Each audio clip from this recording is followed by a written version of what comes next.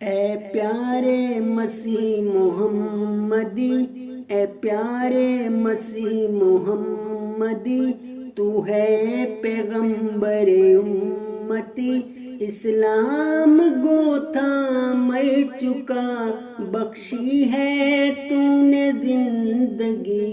اے پیارے مسیح محمدی، تو ہے پیغمبر امتی، اسلام گو تھام چکا، بخشی ہے تو نے زندگی۔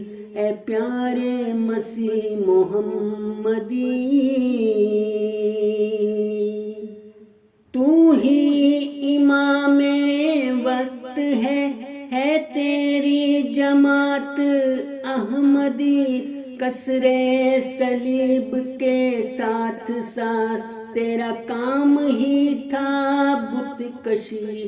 دنیا نے پوچھا چاند سے، دے دی گواہی اس نے بھی، دنیا نے پوچھا چاند سے، دے دی گواہی اس نے بھی، سورج تو بولا خود بخود، گرہن لگا ہے مجھ کو بھی۔ اے پیارے مسیح محمدی، تو ہے پیغمبر امتی، اسلام گو تھام چکا، بخشی ہے تو نے زندگی۔ اے پیارے مسیح محمدی،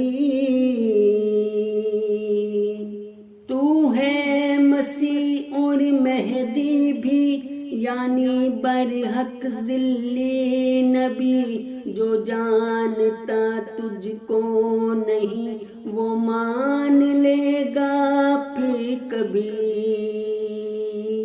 پس مان لو تم بھی سبھی مرزے کو ایک سچا نبی۔